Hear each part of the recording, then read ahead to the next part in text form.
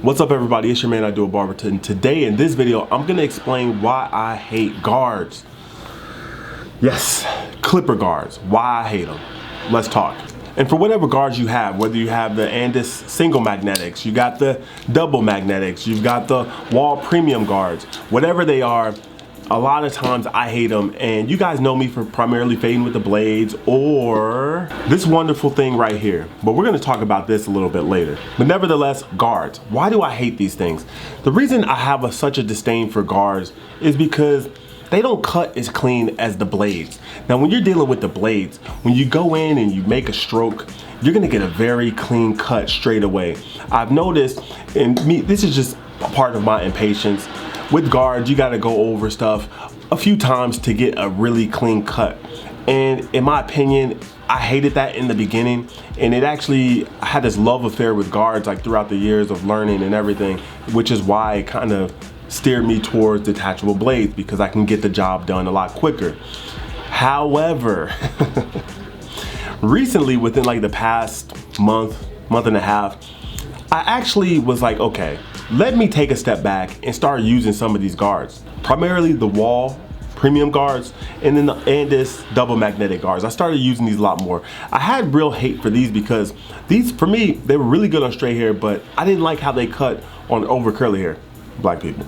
But then I said to myself, let me put that all aside and actually give it a legitimate shot. Let me give it a good go and really just be patient with it. And what I found was guards are not that bad.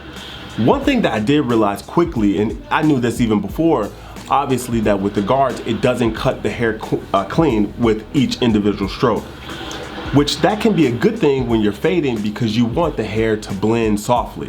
For a beginner trying to fade with detachable blades, if you're just going in there, you don't know how to use these things, and you go in as aggressive as you would with guards, you're gonna make some really deep cuts with detachable blades. And that's one thing a lot of people, when they fade with blades, they don't understand in the beginning. You can't be as aggressive with blades because you're gonna leave really sharp lines and really sharp cuts. You'll see, if you go in too aggressive, you'll see a bunch of jagged lines or a big line in the hair when you're fading with detachable blades.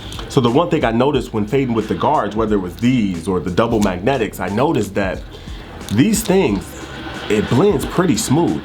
There's a lot of room for error when fading with guards, and the blends actually don't come out that bad. One thing I did notice is the blends do look different, and I noticed that as well, just from fading with detachable blades or just watching someone fade with blades. The blends look a little bit different. Now, for any of you guys out there, you can vouch for me with your experience that someone that fades with detachable blades versus guards, they look a little bit different. Case in point, this is the Andis Master with the taper blade, and this is an India alot with the wall fade blade on it. Now, these two things are different, obviously. The two lengths of both of these blades are different.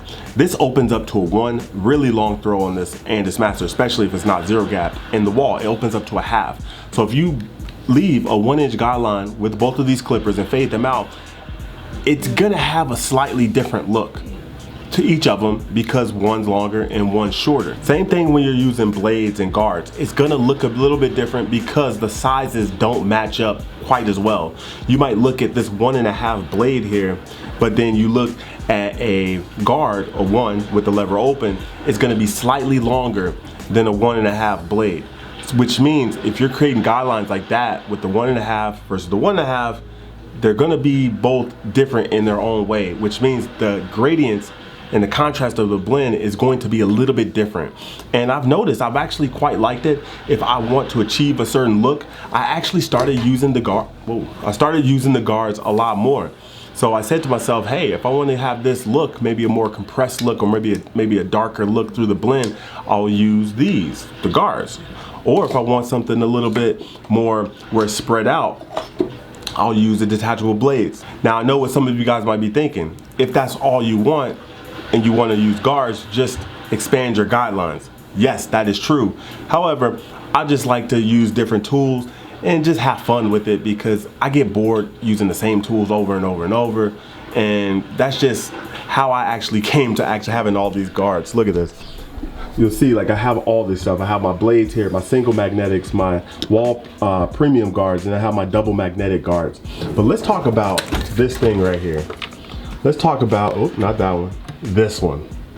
This thing right here, the Andis Master, but it has a Fat Master blade on it. Now, in the description below, there's gonna be links to all of the tools that you saw me pick up in this video. So in the description, check out the links to all that stuff in the description.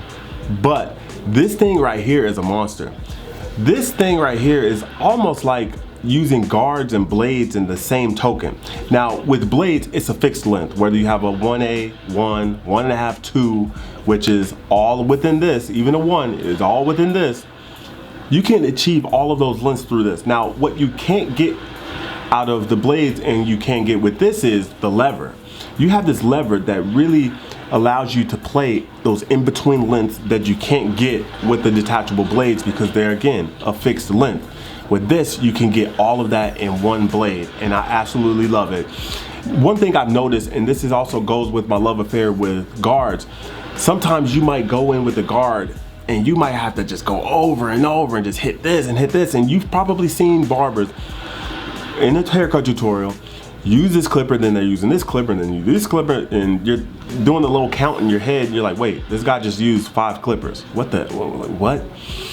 That has been my love affair with guards, because I notice sometimes with the guard, it might not get something, but then I'll just pick up old handy dandy right here, and I'll know exactly where to put the lever, and I'll go in there using the corners, and it's gone. Easy, which makes you think, why not just use this thing in the first place, right? Which is why I love using detachable blades. However, on the flip side, there have been cases with detachable blades and me fading with them where I can't get something out or I can't achieve a certain look with detachable blades, but I can achieve this look easier with guards. So there is a power struggle there, and I can't say one is better than the other, especially after I've really given guards a chance over these past like month and a half. But what I will say is that shout out to everyone out there that uses guards, or whether you just solely use blades and you actually huff it out and you really fight through all those little tough moments and still achieve good blends. Shout out to you, because as you saw, I have an assortment. I have an army at my disposal to deploy at whatever situation that I might be faced with. Because I've been there where something might not be like, but then I just take the easy way out and pick up this, or I may take the easy way out and pick up a detachable. And what's even funnier is, even when I fade with detachables sometimes, there might be something I can't get out with detachables, but I'll grab this because I know this can get it. This is just like blades, but I have the lever. Exactly what I said earlier, where you can get those in between lengths with this. So this is like Rambo. You know, you break in case of emergency. It's like the red phone. You pick it up in case of a natural disaster.